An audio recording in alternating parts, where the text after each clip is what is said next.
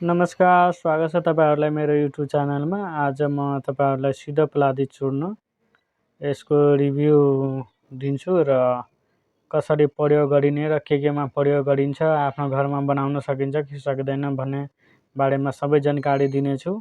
यो भिडियोलाई स्किप नगरेर सबै हेर्नुहोला र च्यानलमा नयाँ हुनुहुन्छ भने सब्स्क्राइब गर्नुहोला।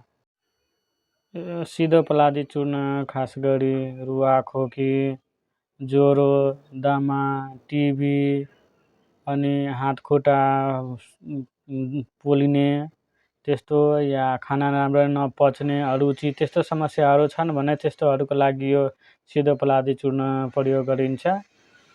तर यसमा धेरै मिश्री भएको कारणले यसलाई लिनु हुँदैन जसले मधुमेहको समस्या छन् र 1 वर्षभन्दा बढी निरन्तर प्रयोग गर्नु हुँदैन। यसमा तपाईँले 5 वटा सामग्री हेर्न सक्नुहुन्छ।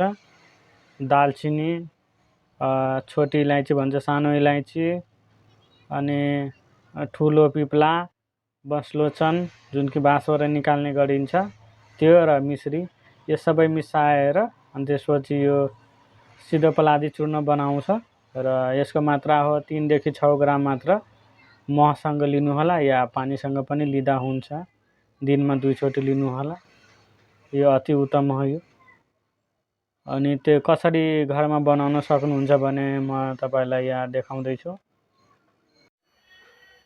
यदि तपाईँ यो घरमा बनाउन चाहनुहुन्छ भने बस्लोचन लिनुहोला 100 ग्राम, मिश्री लिनुहोला, धागावाला मिश्री हो त्यो, मिश्री लिनुहोला 200 ग्राम, अनि सानो इलायची लिनुहोला 25 ग्राम र दालचिनी लिनुहोला 15 ग्राम।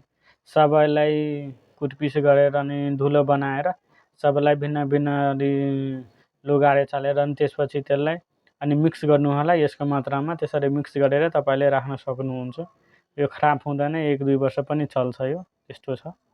अनि तपाईँले प्रयोग गर्न सक्नुहुन्छ। जसले पनि यो प्रयोग गर्दा हुन्छ, रुवा खोकी लाग्छ बच्चाहरूलाई तिनीहरूलाई पनि यो प्रयोग गराउनु होला। यो अत्यन्तै नै लाभकारी रहेछ। बच्चाहरूको लागि हिसाब अनुसार गर्नु होला। जो धेरै सानो छ भने 2 ग्राम दिनु होला, अनि त्यो हिसाबले अलि ठुलो छ भने त्यसलाई 3 देखि 4 ग्राम जति दिनु होला। या जुन ठुलो हुनुहुन्छ भने उहाँहरूलाई चाहिँ 3 देखि 6 ग्राम दिनु होला र यो दिनमा 2 चोटि दिँदा पनि अति राम्रो हुन्छ र सबैले प्रयोग गर्न सक्नुहुन्छ। आफ्नो घरमा बनाएर पनि राख्न सक्नुहुन्छ।